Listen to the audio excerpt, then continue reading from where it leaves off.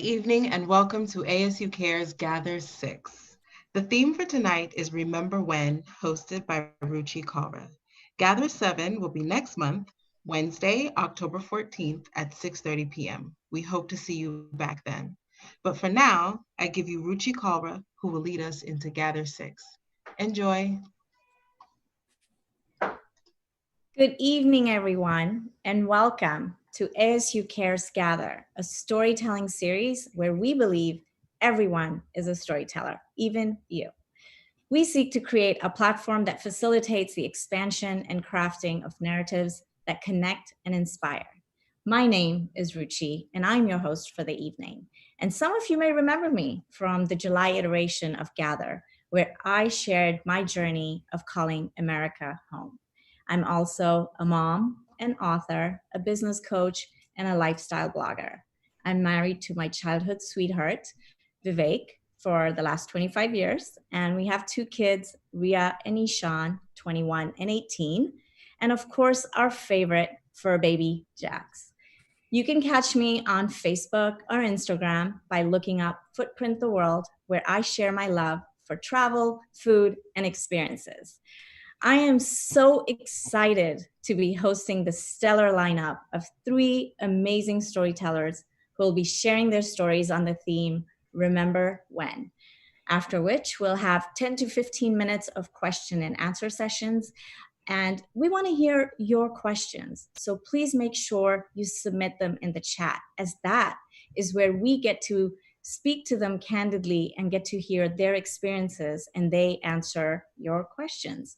So please also do show them some love with likes, comments, emojis, just anything that you can think of so they know that you are showing them the love. With that said, let me introduce you to our very first storyteller of the night, Steve Adelman. Steve is a sports and entertainment lawyer who focuses on risk and safety at live events. Steve loves what he does so much that he feels like he never works a day in his life. He has been involved with some of the biggest catastrophic injury lawsuits in the event industry, including the 2011 Indiana State Fair stage roof collapse and the 2017 Route 91 Harvest Festival shooting in Las Vegas. In addition to his day job, Adelman is vice president of an international trade association, the Event Safety Alliance, lead author of the authoritative standard for crowd management in the US, and also a law professor at ASU. All of Adelman's work, he says, has two parts, detective and then storyteller. Ladies and gentlemen, I present to you Steve Aylman. Thanks, Ruchi. I remember when I met Eminem, the rapper. It wasn't exactly a chance occurrence. I subpoenaed him. He was on stage when a terrible crowd crush occurred just a few feet below him on stage. And I was litigating that case. He wasn't interested in being part of the case. So ultimately, I got a judge to order that he appear for a deposition, but I had to fly to Michigan for the deposition. And this was kind of the high point of my legal career up until then. This was back in 2002 when I was a young lawyer, and I had worked a few fairly interesting cases up until then. Lawyers would find them interesting. Regular people would have just passed out with boredom. So this was different. Now I was going to depose Eminem, and it was going to be cool. So I flew out to Michigan, and the deposition was scheduled to take place in one of these big anonymous office buildings outside of Detroit. And I went there, but I wasn't alone. It wasn't just me. There was a small army of lawyers who traipsed out to this anonymous office building outside of Detroit. There were like a dozen lawyers. Eminem himself had 3. And so we all arrive at this anonymous office building and we enter a conference room. That's where depositions take place. It's not in a courtroom. There's no judge, there's no jury. It's just a bunch of lawyers sitting around a conference room table with a court reporter and also a videographer to take down everything. So all of us assemble in this in this conference room in the office building in Detroit. And we're all sitting around a long table and we make some nervous chatter with each other for a while. And then we find fascinating things to look at on our otherwise empty notepads. And we're waiting. And we're waiting. Now, this didn't come as a surprise to me. I'd been to enough concerts. I'm kind of used to artists being not really on time. So we're just sitting there minding our own business, all of us lawyers and the court reporter and the videographer. And then I notice a dark spot on the distant horizon down at the far end of the hallway, because we're at one end of the hall and it's a very long corridor. And I see this dark spot moving and it's coming towards us. And ultimately I realize the dark spot is a human wearing a dark suit, a very large human. And he's walking towards us. He walks into our room, and then he walks into our room, into the doorway, stands on one side of the doorway, folds his arms, says nothing. The dozen or so lawyers, the court reporter and the videographer, we say nothing. Now we're waiting for something to happen. We know the action has started to unfold. So we sit there silently. After a while, another dark spot. This one too, at the far end of the horizon, comes closer, closer, closer. We realize it's a second human. This one also wearing a dark suit. This second human enters the doorway, steps to the other side of the doorway, folds his arms, says nothing. Now the tension has risen. The dozen of us lawyers, the court reporter and the videographer, we're not nervously chattering. We're not looking at fascinating things on our notepads. Now we're really locked in to see what's going to happen next. Time passes. Now it's like a scene in an old movie, pages of the calendar flying away into the air. We waited so long, the tectonic plates of the earth shifted, reformed the continents, broke apart again. Dinosaurs landed on Earth, ate all the vegetation, went extinct again. We're still waiting in the conference room. Finally, a third dark spot starts to approach from the far end of the hallway, comes closer, closer. And this dark spot is so huge, it blocks out the sun.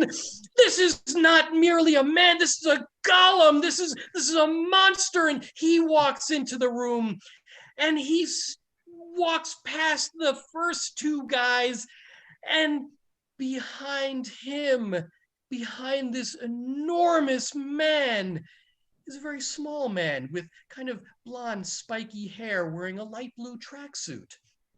And we all know who this is, and he confidently strides into the room to the one empty chair at the head of the table, and he sits down and very matter-of-factly just sits there and smiles. And the court reporter, realizing that Marshal Bruce Mathers III has entered the room and the deposition can begin, she raises her right hand, looks at Marshal Bruce Mathers III and says, "Do you swear to tell the truth, the whole truth, and nothing but the truth, so help you God?" And he says, "I do." That's pretty much the last useful thing that Eminem said during that deposition. He's a super smart guy, not saying anything about that. But it turns out that big time artists, important people, they have people to know things for him. And so we were asking him all sorts of operational questions, and he didn't know the answer because it was always someone else who would know. So we didn't actually learn very much from Eminem's deposition. And so later that night, as I was sitting on the airplane going home, I was kind of disappointed, thinking, this was a waste of time. We didn't learn anything. I was wrong about that. Something very important did happen that day in that room. Little did I know that there was a larger purpose to that deposition. And it wasn't anything that Eminem said to us. It's that the deposition happened, that it took place at all. Because in the ensuing months and years, and even now, 20 years later, I had a lot of Eminem. And because that was something that people were interested in, they would say, "Steve, tell us your Eminem story." And I would use that as kind of an entree to actually tell them all the things that I had learned about the way big events get created operationally and then how they're run. And I actually had learned a lot about that. And so I used my M&M story to kind of backdoor in all the things that I really wanted to talk about. And as a result of telling my M&M story, over time, people would say to me, "Gee, Steve, you seem to know something about this industry and the way we put on our events. My lawyer doesn't. They just spend time sitting in their office. Maybe you could help me." A practice was born. And so I went from not really having any direction as a young lawyer. I, worked on a bunch of kind of nothing cases. And ultimately I became a sports and entertainment lawyer, and then a sports and entertainment authority. And now I'm kind of an international big deal about crowd management. And now every so often it happens that when somebody talks to me, they say to their friends afterwards, "I got to talk to someone cool, someone important." And I thought that was always reserved for people like Eminem. So thanks to Eminem, I got one shot, an opportunity that comes once in a lifetime. And I've owned it, and I've never let it go. Wow, Steve, what a cool story. I felt like I was in that conference room with you watching those people walk in. It's so interesting how one moment that may seem so insignificant can actually be such a major turning point in our lives. Truly a story of sliding doors. I know I've experienced some of those moments personally, and I'm sure some of our audience members have as well. So thank you for sharing such an entree story with us. So now for our second storyteller of the night, we welcome back Chandra Crudup, who hosted the June iteration of Gather. Dr. Crudup is the Associate Director in the School of Social Work at ASU. She has worked with the Black Theater Troupe, traveled the country as the production manager for One Drop of Love, and is the co-founder of Mixed Root Stories. She currently enjoys co-hosting Sippin' Tea in the Balcony, a BIPOC and queer theater podcast dedicated to advancing conversations about race and theater in the Arizona theater scene. And now, Dr. Chandra Crudup. Thank you. I'm 8 at my grandmother's house. My great-grandmother has passed, and there's aunts and uncles, cousins, brothers, sisters, moms, and dads everywhere. Many of these people I've only heard of.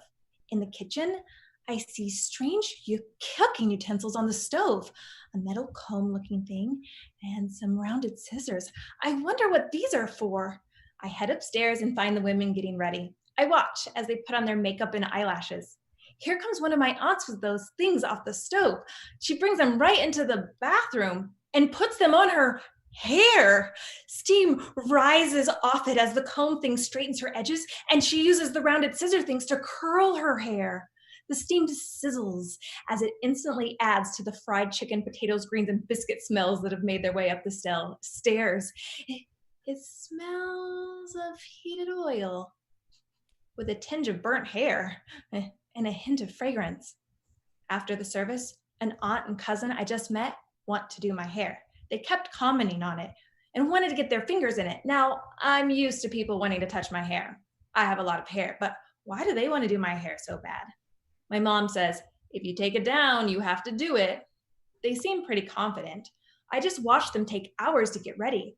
What do they have in mind for me? I sit on the floor in front of the TV. They grab some chairs and begin to take down my hair. Quickly, it is clear. They don't know what they got themselves into. They can't figure out where to begin. What's going on up there? Can I get a pillow? This floor is hard. 8 hours later, probably only 3 or 4, but it felt like 8. I ended up with 6 braids. They had pulled my hair into a ponytail, braided it, and put a purple ribbon on the end 6 times. This is it? This is what they couldn't wait to do? My hair looks no different than a toddler's. Do they know I'm 8? I love it, I say, thanking them. I was thankful. Them wanting to do my hair allowed me time to get to know these women I had only heard stories of. My hair has always been a conversation piece. I have so much hair that when I wore it fully out, I couldn't see it all in the mirror in the school bathroom, and my classmates couldn't see the chalkboard. Once, my mom was combing it out and found a pencil. I was looking all over for that. People never really understand or believe me when I tell them how much hair I have. My mom figured out that my hair was magic and how to embrace it. She came up with the idea of only wearing the top down. We could have the bottom part in braids. People would comment on how they loved my hair and how much there was, and I would proudly say, this isn't even all of it, and pull it up, revealing the 8 braids hidden underneath. Now, this was the 80s. Remember when the high side ponytails were popular? My mom would braid my hair in cornrows to a side ponytail, so I could have that hip side ponytail too. Unlike my friends, mine would last for more than a week, and it stayed in place without a scrunchie. Many friends wanted their hair like mine, and they were in luck because perms were in. The bigger, the better. They were paying money to get their hair to look like mine, though let's be honest, it never really looked like mine. But could you blame them? They saw the magic. By 7th grade, I was starting to worry I was never going to be able to do it on my own. My hair is so thick, I rarely feel water on my scalp when I wash it, and parting it seemed impossible.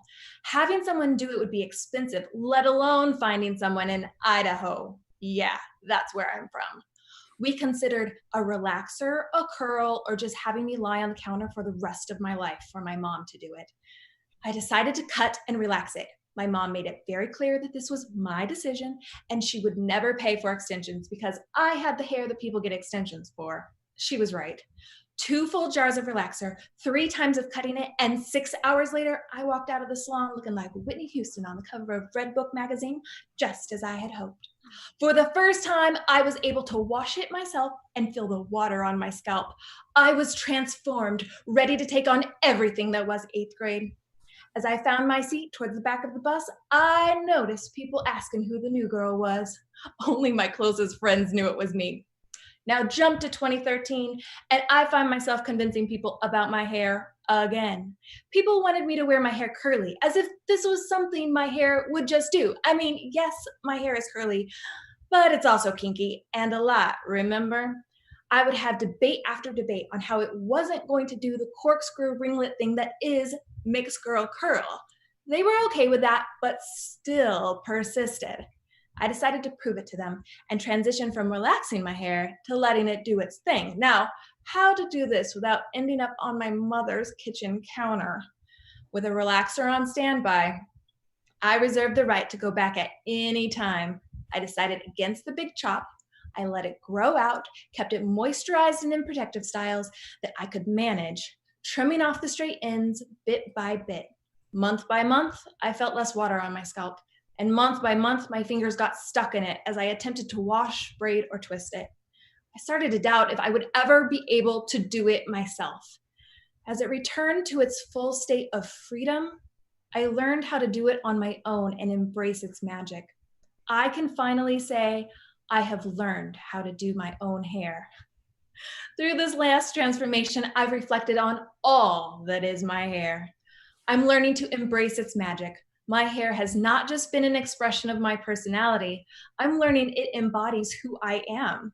I do have mixed girl hair, just not the mixed girl curl that is assumed that all mixed girls have.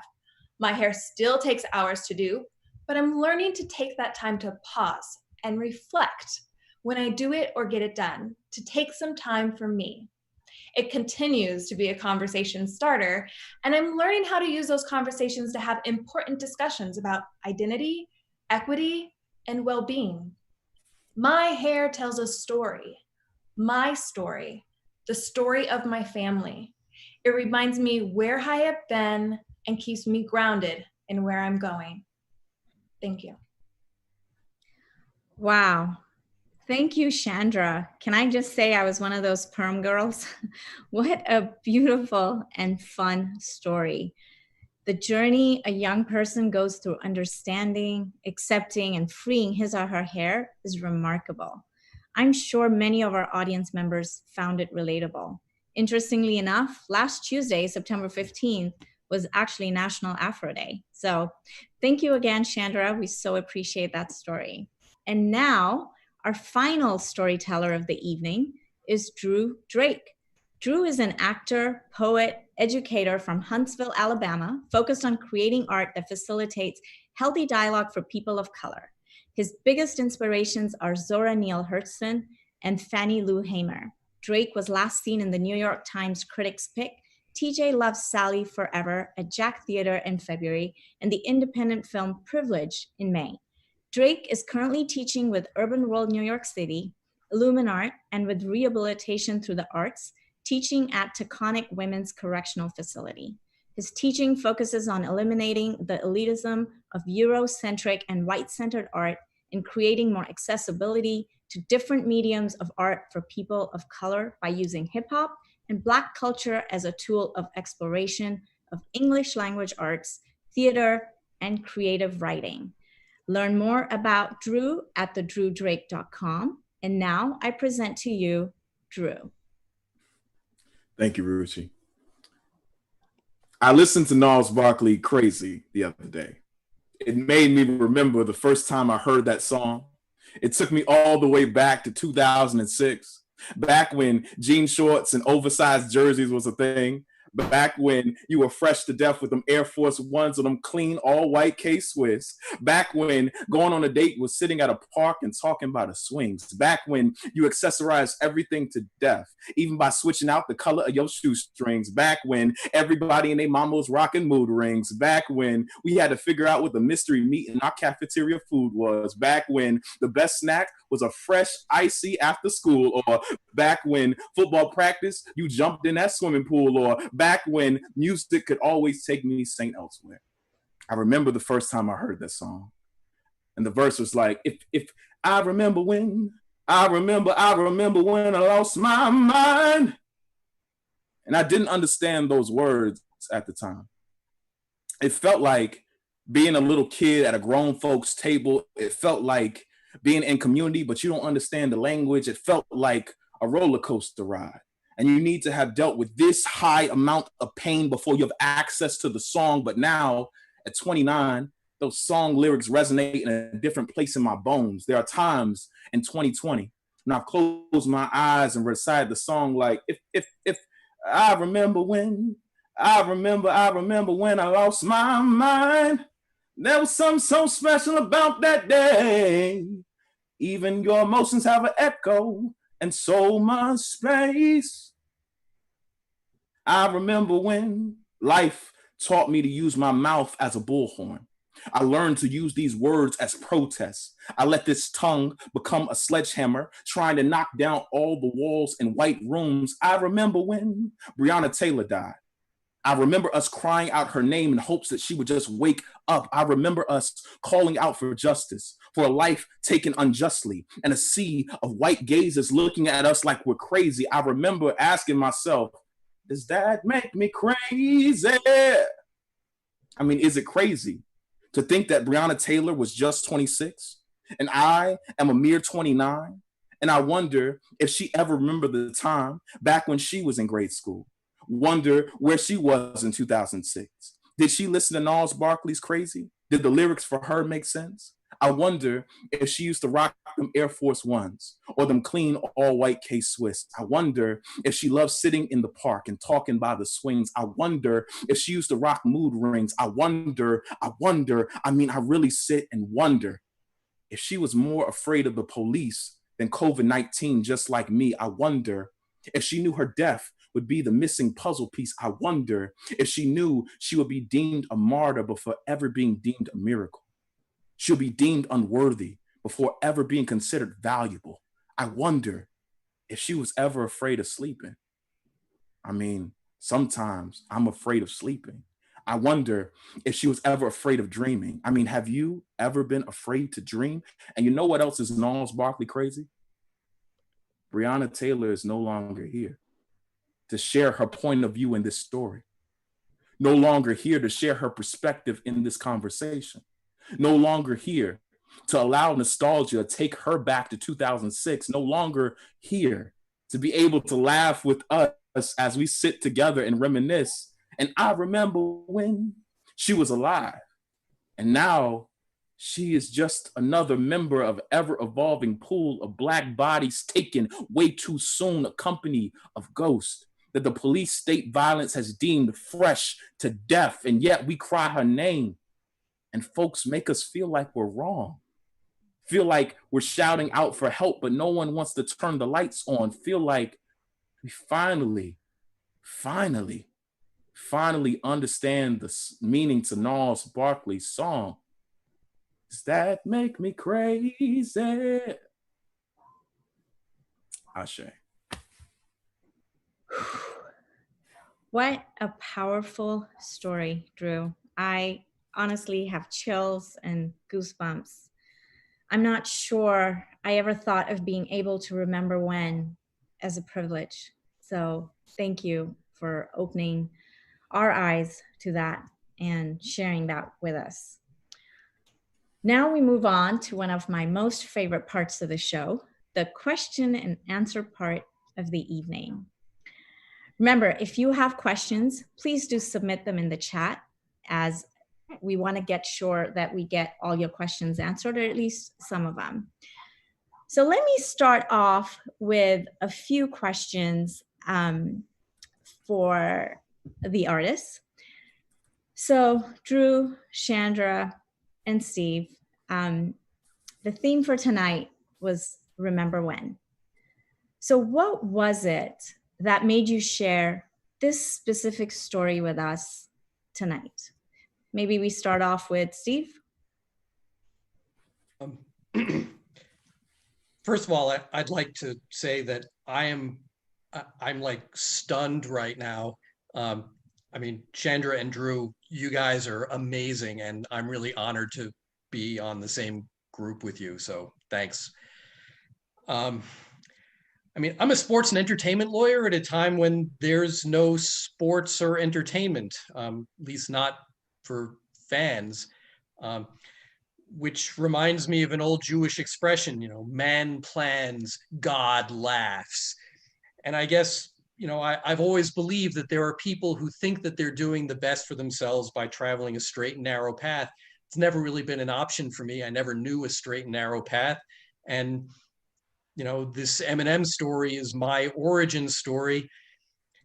And, you know, now when what I do for a living and an essential part of my identity, you know, is sort of sidelined, I've been thinking about that a lot. So that's why I did this story. Thank you. Chandra? Thank you. I also want to acknowledge the other storytellers as well as the Care Center for allowing this opportunity to tell this story. For me, I could pretty much include a hair story with any theme. I could probably make it work. Hair is a part of who I am, and I don't think I realized that as much as I have more recently going through this last transition. So I chose to tell this specific story because I'm moving forward with some of the work that I'm doing to use hair, to use my hair and my understanding of myself and my hair to start some projects to build healthy identities of young people with kinky curly hair. So I thought that this opportunity was a good way for me to really remember my hair story and connect me to that work. Wow, really interesting. So thank you. Drew, how about you? Yeah, so also as well, I'm very thankful for this space and all the storytellers with the dope work that each of y'all have been doing, and also the Care Center for allowing us to have this moment. For me, I got to a point where I was writing this and I thought about, you know, thinking of memory and nostalgia as a privilege. Not everyone has the opportunity to remember times, and thinking about the reasons as to why. You know, just right now, I mean, today says it all, right? You know, we hear the verdict of Breonna Taylor, and you know, there's a lot of frustrations, a lot of anger. And for me, I wanted to create something that, one, could honor her and bring her in the space, But also, in a time of remembering when, I want to make sure that we're also giving a voice to the folks who are voiceless. And Breonna Taylor's story is definitely voiceless and needs to be heard everywhere. So that's kind of where I came from. Thank you. I agree. I have one more question for all of you. So I know Steve's gonna love this one, but right now we're remembering the days when we could go outside and play and meet up with our friends and gather. So what is your sweetest pre-pandemic memory? I'm gonna start off with Chandra now. We're gonna get to Steve last, so. So as I talk about in my hair story, I realized that my hair is a place for me to take care of self. And for anybody who knows me, that's something that I preach, but not always something that I do very well. So one thing that I miss doing and remember doing is going to get my hair done at Rare Essence, right? And having Adelaide do my hair and just like sitting there and having someone love on my hair. And going and getting like the self-care, the massages, the things that I need, that now doing those things is just is more difficult than in the past. So I miss and remember the self-care and just how that's a little more challenging in the current situation. Yeah, I don't know what a hairdresser is anymore. I think I've forgotten. Drew, how about you? I guess, like just performing. I think, being able to perform in front of a huge, like a audience, and hearing that, like, especially in theater, I always associate theater with church for me. Like I grew up in a very like black, that, like, and we are very talk back, right? And thinking of like theater as something that's so alive and breathing, and it's like able to talk back to, and so that's something that I really think about often, of like, when can we get back to that moment of being able to perform in front of folks together. But even though we're doing this virtually, which I appreciate, which is dope too, but there's something about that live aesthetic that is so powerful. So that's me. The delayed talk back doesn't work the same. You gotta wait. You're like, is Zoom staticky? I don't know. Is my connection good? I don't know. We'll get there soon, Drew. We'll get there. Someday, it's coming. Steve, your moment. Honestly, the thing that I miss the most is touching other people. Shaking hands is disgusting and unhygienic. I've known that for a long time, but I can't believe how much I miss physical contact with other humans. As well, what I realize, it really bothers me that live entertainment has been deemed a non-essential industry. As we've categorized essential versus non-essential, some things are clearly essential. Healthcare workers, obviously essential, and God bless them for doing the really hard work. But I think that this pandemic has taught us that being around other people, not just through a video screen, but actually, feeling the energy of the crowd, getting laughter in real time, not with, a delay, feeling the power when someone is preaching, speaking poetry, telling their personal story, and it actually does give you physical chills. Yeah, I mean, Zoom is good. It's really good. It's so much better than nothing. But wow, is it just a far cry from actually being around other people and simultaneously feeling the energy and the vibe of getting a joke, of hearing a drop, a beat, something, all at the same time in this collective recognition. That's what I miss. Speak, poet, speak. Come on. Well, that's great. Thank you guys for that. Now I have, Steve, we have some individual questions for you. So I'm going to go straight into you. Okay. So how do you think life would have been different if you hadn't deposed Eminem? And maybe it's a two-part question. Like, also, do you have any words of advice for some lawyers that may be sitting in your pre-deposition life? Yeah.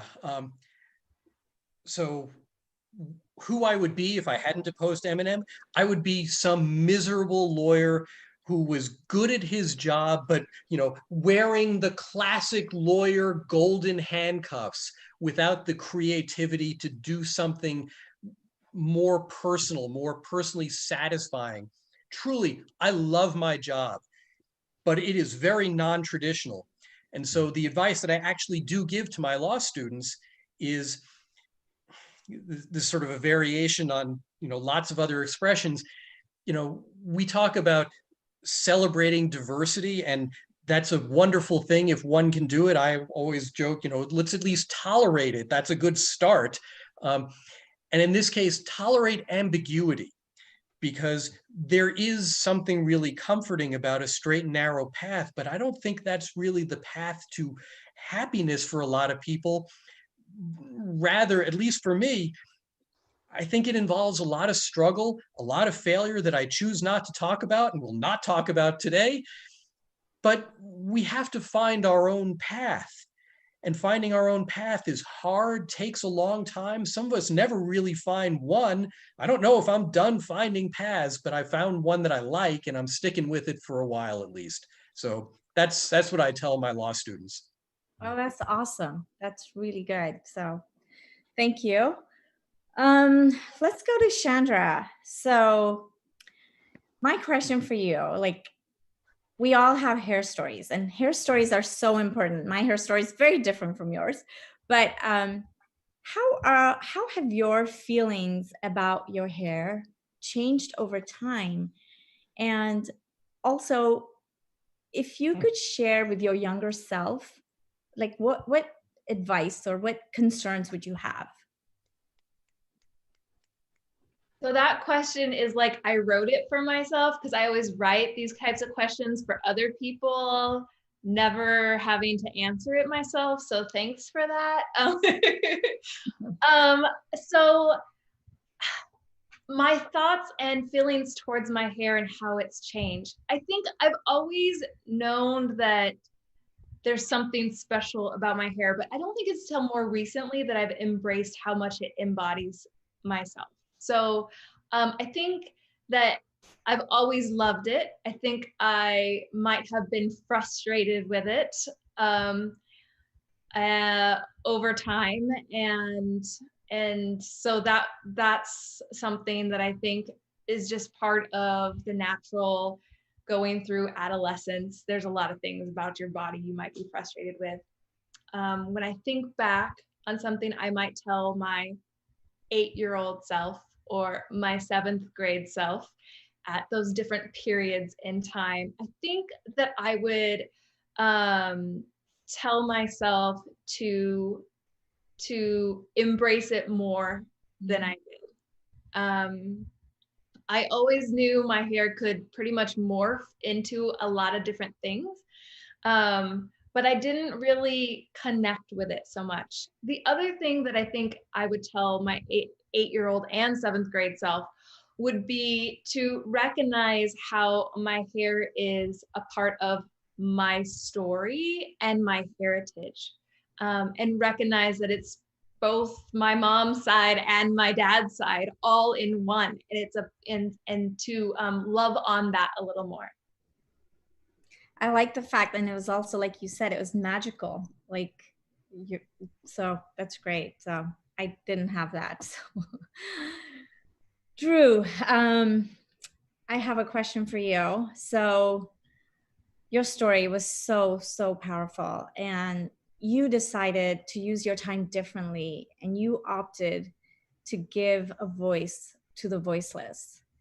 So if we were all to walk away from this, so what is it? What would you like the audience to take away from your story? What would I like the audience to take away? I mean, especially on today, that we have done a disservice to Breonna Taylor and her life, and just of how, this is yet another example of the justice system not, really caring about Black folks. and also especially Black women. I think about Rakia Boyd, Sandra Bland, Crystal Ragland, Breonna Taylor. Like, these are all, numerous stories and lives that have been lost. And yet we have been in the cycle over and over and over again. And sometimes, for a common decency that sometimes we as Black people are asking for, it can feel like we're going up against a brick wall, and a brick wall of lack of understanding and lack of seeing us as human. And so if you don't take away anything, I hope that you realize that Breonna Taylor had a life just like each and every one of us, and deserves to still be here. And she is not. And I hope that hearing the story, it can stir up something inside of you to propel you to want to do something to change that.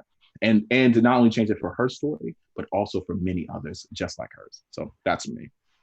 Wow, thank you. And I think we can definitely take that and keep saying their names so we don't forget about them, and remember that. Now we come to the part where we get questions from the audience. So I have one here for Chandra. What would you tell someone who loves your hair or your hair story, but they do not themselves, like me, have the thick, luscious hair or any hair?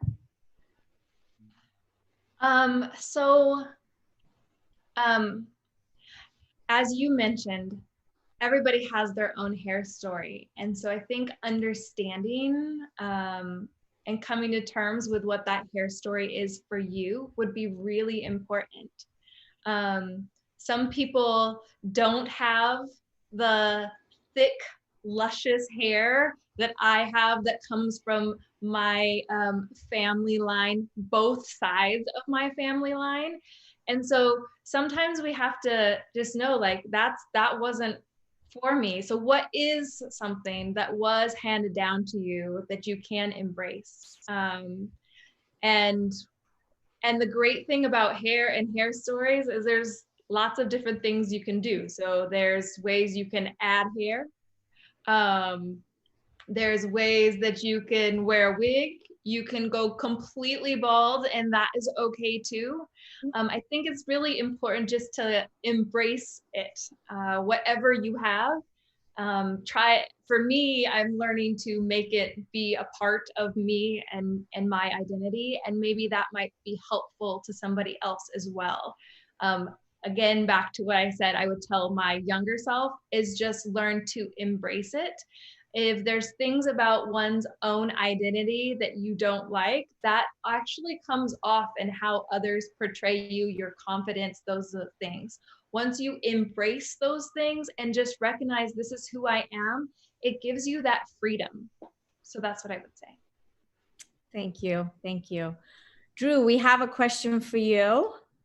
How does that piece sit with you given the events of today? Woo! The events of today, right? And we talked about this a little bit, earlier, before y'all were able to get on this whole conversation with us. But the fact that wanton endangerment is all that we could offer, in retrospect to justice for Breonna Taylor, is just, it is so much blasphemy. And I honestly feel so much pain for Breonna Taylor's family.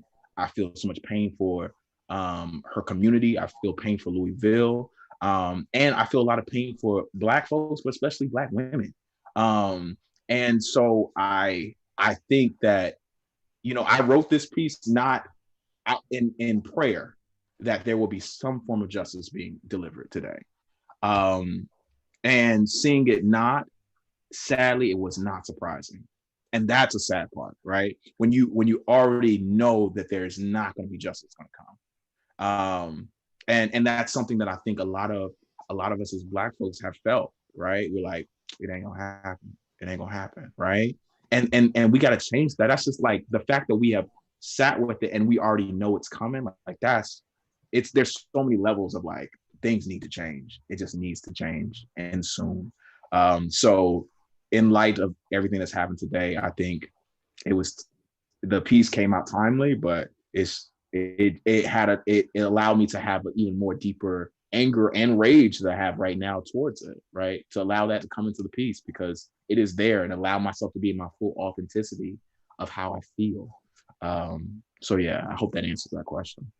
Yeah, I think, and we had talked about it before everyone came on. It's definitely a change is needed, and soon. So we have a question for all of you. This is a fun question. So is there a dream panel of guests that you guys would like to have a table conversation with, either famous or non-famous? And what topics would you talk about? Steve, we already know yours, maybe one.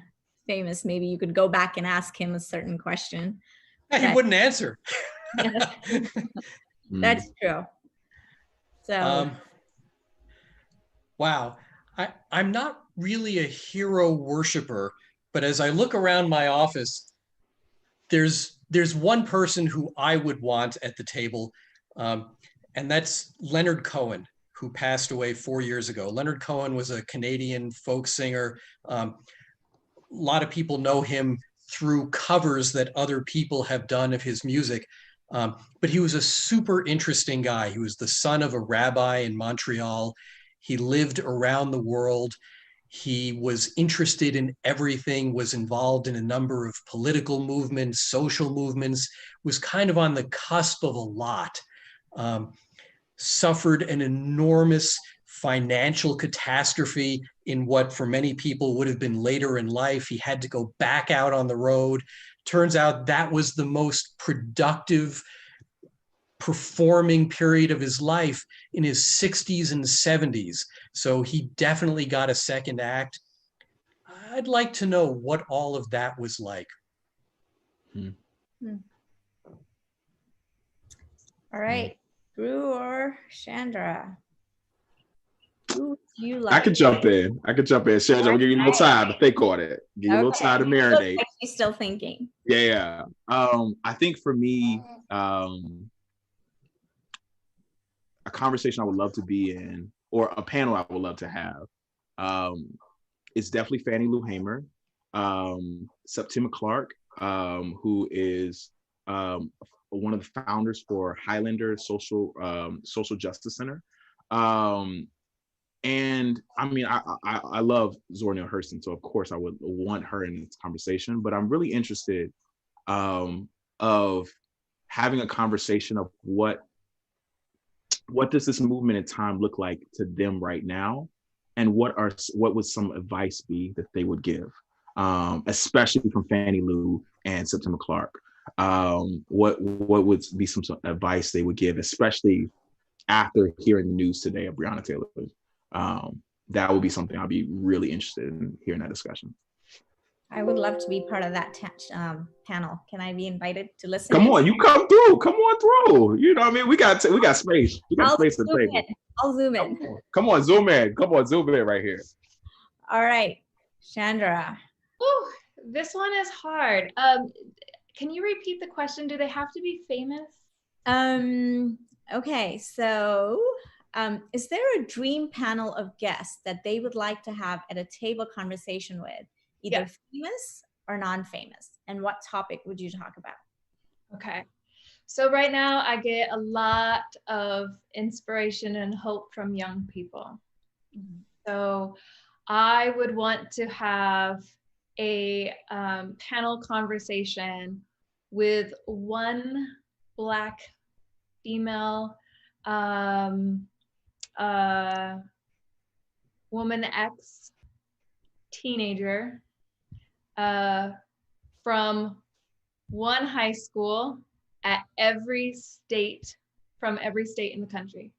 Wow. And I would just love to have a big, huge group conversation with them about what's going on, how they perceive what's happening right now, what they would like to see, so that I can like learn from them, because that's where the change is coming from, and I want to be able to amplify those voices. So that's who I would choose, just random people that I don't know. I can send a few kids your way, an 18-year-old and a 21-year-old. I would love to hear their stories. Yes, they're definitely out to change the world. So Mhm. I have another one for all of you. So I'm not sure who this is from, but they'd love to hear the artist's thoughts on the current state and importance of storytelling, oral tradition, and how they hope the art is going to grow in the future. I can start on that one. Narrative,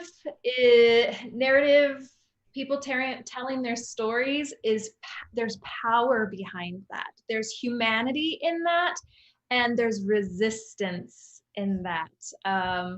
A good friend of mine just did a storytelling workshop on narrative is resistance, and that is what I think will also help with the change. So I think that there's a lot of power in the current movement and telling the stories.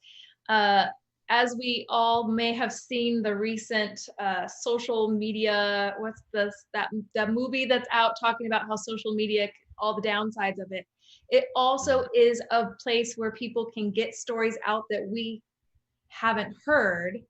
Doesn't mean they haven't been happening. We just didn't know about them.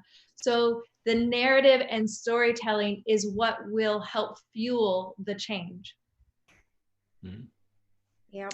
Yeah, and I'll jump in with that. I think storytelling also builds community, right? Like you hear someone else's story that does not look like you, that has completely different experiences, and you learn so much about them. And I think that ties as to why storytelling has transitioned for such a long period of time, right? Like storytelling is one of the first things that people used to do back in the day. They used to get back in a circle and be like, yo, let me tell a story, right? And now it is progressed, and now we're in this space where we're even doing it virtually. But that's something that griots and good old storytellers would just spend time, and that was something that people were super excited for, because you learn so much about someone's experiences, right?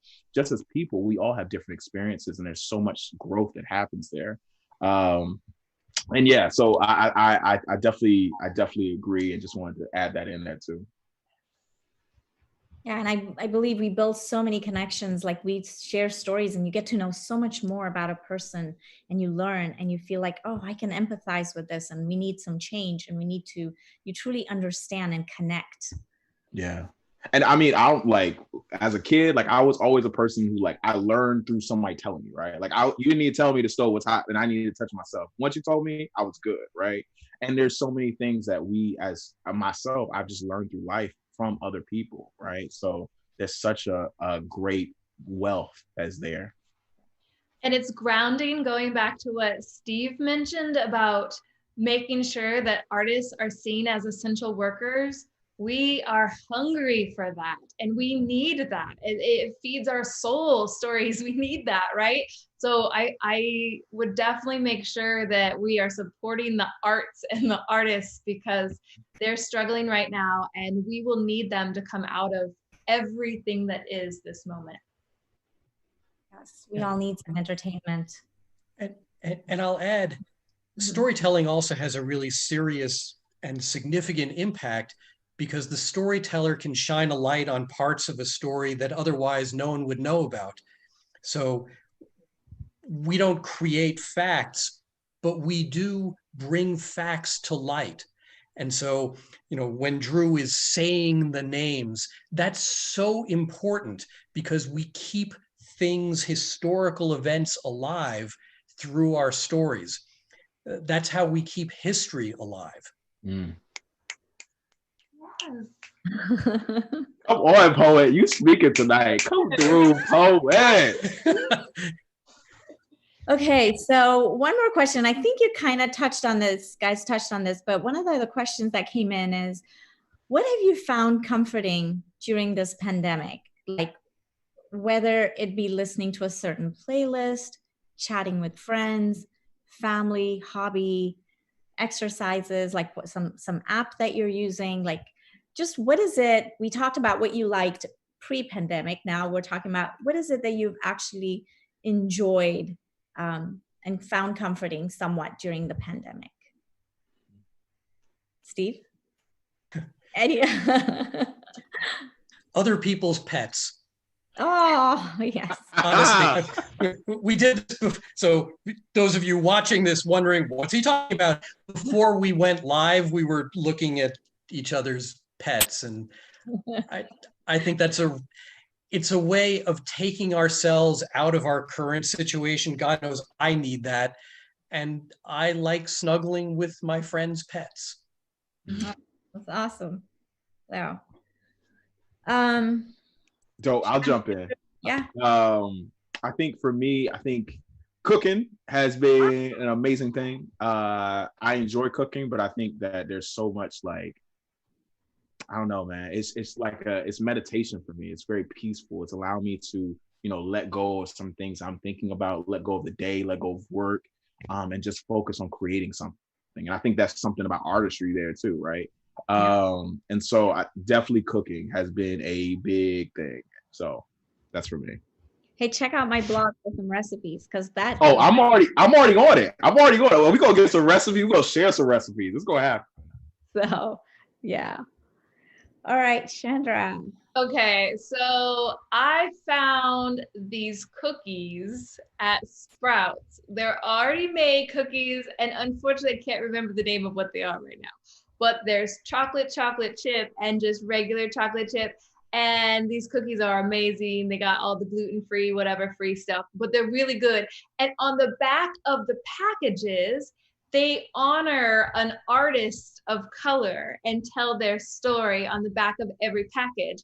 And so every time I get to learn a little bit about an artist and enjoy these really good cookies. Oh, wow. Well, you're going to have to send me that name. I will. Yeah. In the show notes. Yeah. Yeah. Well, that, my friends, is the end of our show, but I wanted to say thank you so much, Steve, Drew, and Chandra. I literally felt like I was sitting here talking with you guys and listening to your stories. I mean, storytelling, like you guys said, is such a great way to connect and build meaningful relationships. It really is. So, but I also, and I think all three of you, we all say, thank you, ASU Kerr staff, for diligently working behind the scenes to make this beautiful evening possible. And of course, this evening wouldn't be possible without all of you who tuned in virtually to listen to their stories and connect with them just a little bit more. Please be sure to join in next month for the 7th installment of Gather, which will take place on Wednesday, October 14th, and the theme will be Because of This. And I can tell you right now, you won't want to miss it. We have some amazing storytellers lined up for that.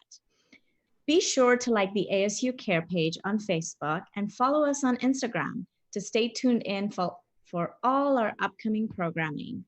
And have a great rest of your evening. And thank you once again.